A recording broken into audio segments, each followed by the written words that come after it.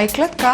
मधुराज रेसिपीला सबस्क्राईब करताना घंटी पण वाजवा, म्हणजे जेव्हा माझ्या रेसिपीज ऑनलाईन येतील तेव्हा तुमच्या फोनची ही घंटी वाजेल. टिंग टिंग. नमस्कार, मी मधुराज रेसिपी मराठीमध्ये तुम्हा सर्वांचं खूप खूप खूप मनापासून स्वागत.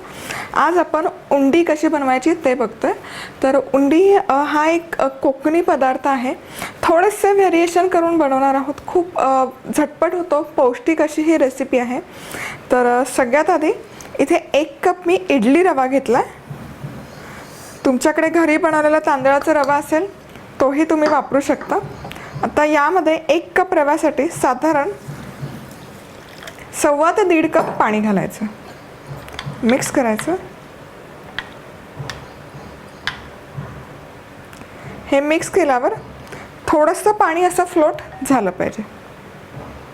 आता हे मिश्रण आपण एक अर्धा तास बाजूला ठेवूयात. आपला रवा भिजून तयार होतोय तोवर आपण आपली खोबऱ्याची तयारी करूयात. तर इथे ओलं खोबरं आहे अर्धा कप. हे ब्लेंडर जारमध्ये घ्यायचं काढून. यामध्ये पाणी घालायचं थोडंसं, 1 2 ते 3 चमचे. आणि आपल्याला याची प्युरी करून घ्यायची.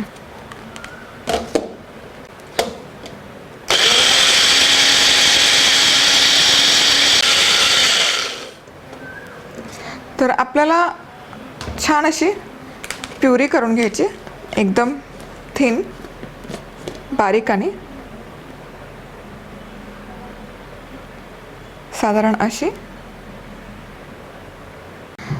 इथे हा तांदळाचा रवा पण मी जवळजवळ अर्धा तास सोक केला होता आणि तुम्ही बघू शकाल ऑलमोस्ट बऱ्यापैकी सगळं पाणी ॲब्झॉर्ब झालेलं आहे.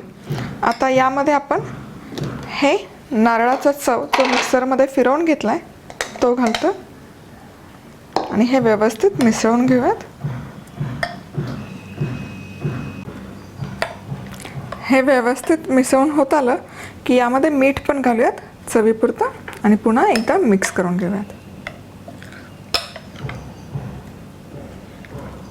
आता आपण फोडणी घालूयात. तर फोडणीसाठी 1 चमचाभर तूप मी गरम केलं आहे. साजूक तूप इथे घेतलं आहे. त्याऐवजी तुम्ही कोकोनट ऑइल घेऊ शकता किंवा नेहमीचं तेल घेतलं तरी काहीच हरकत नाही. मोहरी घालूयात. मोहरी मस्त तडतडली की हिंग, त्यानंतर मेथीचे दाणे 1/2 चमचा आणि कढीपत्ता. थोडेसे व्हेरिएशन्स मी केलेले आहेत यामध्ये. आणि यामध्ये अर्धा चमचा उडदाची डाळ घालायची. हे मिसळून एक 30 ते 40 सेकंद फक्त थोडंसं रोस्ट करूयात.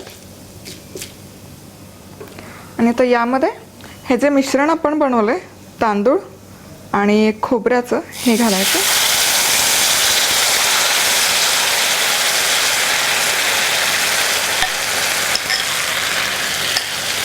मिक्स करून घ्यायचं आणि हे दाटसर होईपर्यंत आपल्याला परतून घ्यायचं.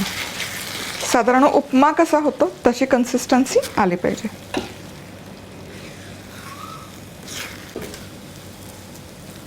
आता एक 4 ते 5 मिनिट हे कुक केल्यानंतर तुम्ही इथे बघू शकाल छान अशी उपमासारखी कन्सिस्टन्सी आलेली आहे याला. आता गॅस बंद करायचं. यामध्ये मी चिली फ्लेक्स घालते अर्धा चमचा. आता हे ऑप्शनल आहे, थोडासा पंच येण्यासाठी घालते. नसेल घालायचं काहीच हरकत नाही.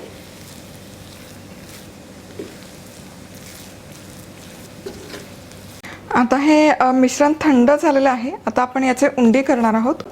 तर त्यासाठी इथे मी पॅनमध्ये साधारण 2 ते 3 इंच पाणी गरम करायला ठेवलं आहे.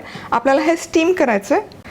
आणि त्याचबरोबर स्टीमरचा जो बेस आहे यालाही थोडंसं तेल आपण ग्रीस करून घेणार आहोत, जेणेकरून आपली उंडी याला चिकटणार नाहीत.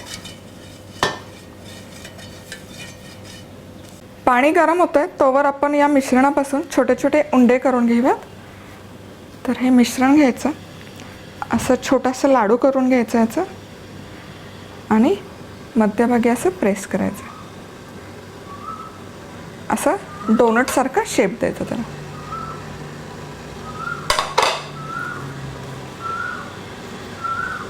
तुम्हाला कितपत मोठे छोटे हवे त्या पद्धतीने तुम्ही हे बनवून घेऊ शकता.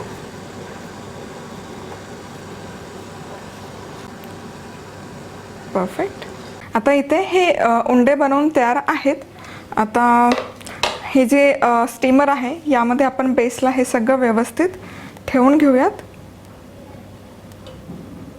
आता हे उंडे बनवून झालेले आहे.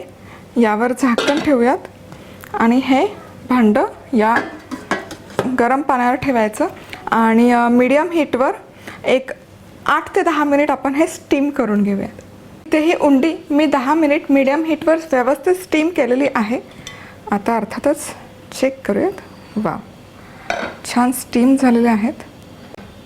परफेक्ट. तुम्ही बघू शकाल किती सुंदर दिसतंय.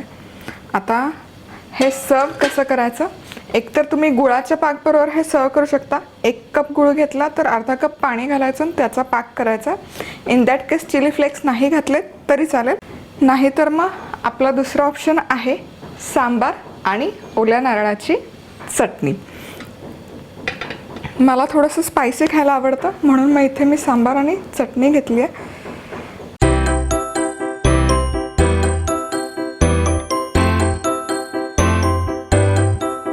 मस्त होतात हे उंडी. घरी नक्की बनवून बघा. तुम्हाला हेल्दी पौष्टिक असं काही हवं असेल, स्पेसिफिकली मुलांना डब्याला देण्यासाठी काही ऑप्शन हवा असेल तर हा एक परफेक्ट ऑप्शन आहे. असाच तुम्ही चटणीबरोबर देऊ शकता किंवा एक स्टेप पुढे जाऊन तुम्ही याचे छोटे छोटे बॉल करून, जसं आपण इडली फ्राय करतो तसं तवा फ्राय करून हेही डब्यामध्ये देऊ शकता. जबरदस्त लागेल. तर आज वेळात वेळ काढून तुम्ही ही रेसिपी पाहिल्याबद्दल तुम्हा सर्वांचे खूप खूप खूप मनापासून धन्यवाद. पुन्हा भेटूयात अशाच एका छानशा रेसिपीवर. तोपर्यंत मस्त राहा, खुश राहा, आनंदी राहा आणि सगळ्यात महत्त्वाचं खात राहा.